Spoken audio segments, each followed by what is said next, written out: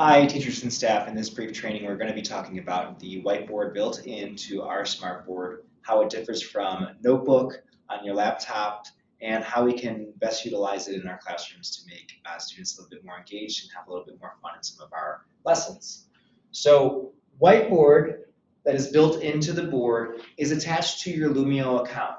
If this is a little bit confusing, I'd highly recommend that you also, in our choice board training, take a look at how Lumio works. That PD will walk you through all the ins and outs of how basically Lumio is Google Drive, but for smartboards. So any files that we create on here are also going to appear in our Lumio profile. They're linked to where they're not actually saving to the board themselves, they're saving to the cloud.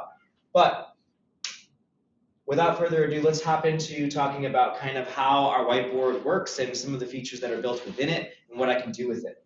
So inside of a whiteboard file, as I create a new one here, it's automatically going to save this file in real time to the cloud. So anything that I also upload into Lumio will also appear in my board files. Again, if you're a little bit curious or confused about that, check out our Lumio training as well. But this training is really just to highlight all the features of the whiteboard itself, not so much on how I can upload those files or where those things come from. That's in the other mini training. The first thing that will pop up when you first open a whiteboard file is it will ask you what background you wish to use. There is one new background. If you weren't familiar, there is now a grayish black background that you can use, and it's really helpful if students are having difficulty seeing on the white background. You could use something like yellow ink to really project something out further, especially if you've got a glare on your board or something of that nature. If you want to change the background after you've already started writing, it's very simple. You just press on the slide number, press on the three dots on the slide you wish to change, and press change background. You can change it back to whatever you'd like to change it to. So that is the first piece. There's lined paper on here, grid paper, I don't even know what that is, and some bricks just for fun as well. So that is our first piece, taking a look at the background. Once I'm now here, you may have also noticed that there's a little square that pops up. That is because I have the ability to zoom in and zoom out on my whiteboard. So if I start off zoomed in, when I zoom out, you'll be able to see that I have a ton of canvas space still to use. And I can always just create a new slide as well. In order to do that, all I have to do is press the plus button and press a new whiteboard page, which is up at the top.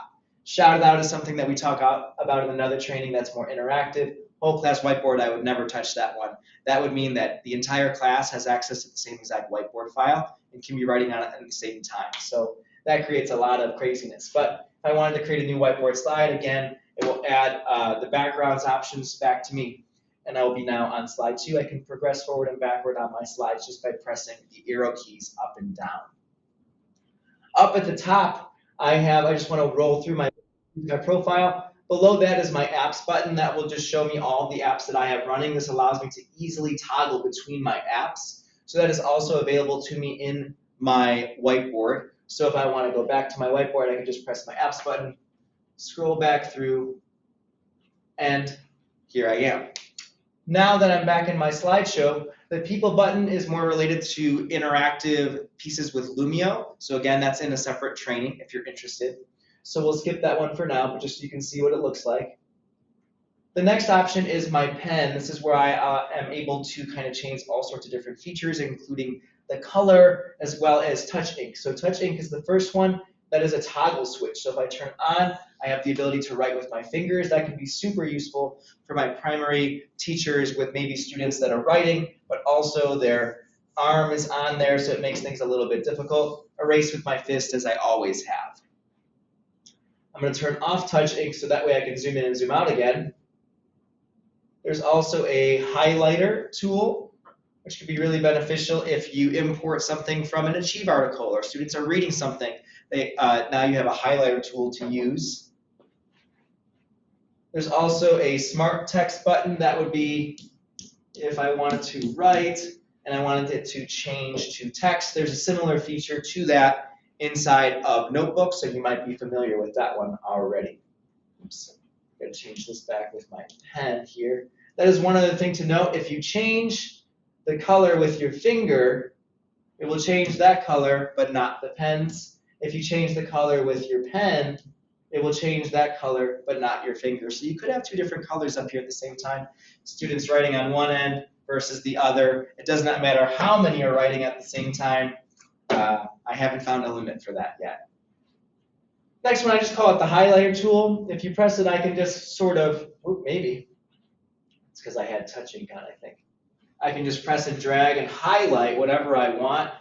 And it's now kind of grouped together. I can move it around. I can lock it in place. Oops, I missed it. I can lock it in place. You can also use this as a tool to kind of highlight and delete everything at once as well, which is what I was just planning on doing here rather than having to erase everything. Next one is my widgets. I have a whole separate little mini training on widgets, but this is where they can be found. If you're interested in knowing more about those and how to customize them, check out that mini PD as well. Adding in content, this would be if I'm looking to pull in pictures or videos from the web or from my board. They are safe searches in here through Bing, but if you're pulling in a video, I would just recommend that you watch it first before you bring it into students. And the last is the undo or go forward button. So those are the main pieces here. The last one, though, that we kind of talked about a little bit is the plus button. I did want to highlight really quick that regardless of whether you're ready for Lumio and making things interactive, you can pull in graphic organizers that are already pre-made that gear towards a lot of different types of lessons. So for example, if I need to teach chart rather than having to kind of reinvent the wheel, that's already here for me in the moment. If I want an X and Y axis, there it is. So there's all sorts of them in here. There's even in my manipulative sections, I'm thinking about for my specials teachers, there's even a music notes one, where all of these are infinite clones. I could drag them out onto my staff. And again, if you're interested, take a look at the Lumio training, because then I have the ability to push something like this out to all my students to where they all get a copy and can practice as well. Math expressions, just to give a few others. One of my other favorites is making words. There's uppercase and lowercase letters, and again, these are all infinite clones, so you can create words and those types of things. This could also be a great way of creating stations for students. Again, if you're interested, I have a whole other separate mini PD on kind of self-paced Lumio training, so where it's I'm sending these things out to students for independent work or doing small groups. So that's another option or opportunity that you could use as well. And my personal favorite as a previous third grade teacher, I feel like we use a Venn diagram every single day. At least that's what it felt like for me. So again, I already have one pre-made here that can make my life a lot easier. Now, one other thing that I wanted to include in this mini PD is the idea of split screen, because a lot of teachers that want to use split screen are also talking about using it with the notebook files that we were talking about. So how do I split two different applications to where I could be running a slideshow on one end, maybe I'm presenting my Eureka slides, and then also I want space to be able to do work, and I could even adjust the size of each one if I want the slides to be larger or if I want to have more space on my notebook. So how exactly do I do that? So glad you asked. So what I want to do is I'm going to actually go back to my home screen here. And what we're going to do is I want to show you exactly where I created that split screen feature. So in my apps button right below my profile, this is where, again, I already showed you where the different applications are running, so I could easily swap or toggle between all of the applications.